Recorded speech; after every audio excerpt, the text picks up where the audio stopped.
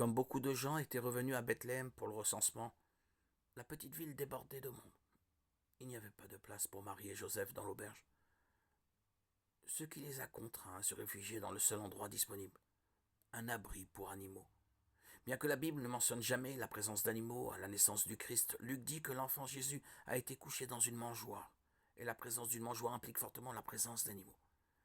Traditionnellement, on pense que l'hôtellerie dont il est question dans Luc 2,7 est une sorte d'hôtel commercial, et l'endroit où Marie et Joseph ont trouvé refuge était une étable quelque part dans les environs. Cependant, nous ne savons pas avec certitude si c'était le cas, car le mot grec traduit par hôtellerie, kataluma, peut également être traduit par chambre d'amis. Cette traduction nous amène à imaginer plutôt une maison privée remplie d'invités, plus un espace séparé utilisé pour abriter les animaux de la famille. Parfois, l'endroit pour les animaux était situé au niveau inférieur d'une maison, loin de l'endroit où vivaient les gens.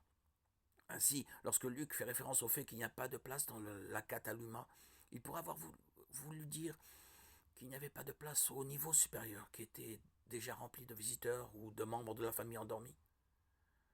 Les découvertes archéologiques ont également révélé des maisons qui avaient simplement un mur séparant l'avant de l'arrière de la maison, où les animaux étaient gardés en sécurité.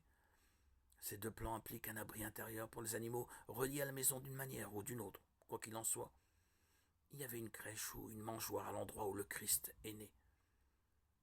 Et elle a été utilisée comme lieu de repos pour le nouveau-né, Jésus, comme indiqué dans Luc 2,7.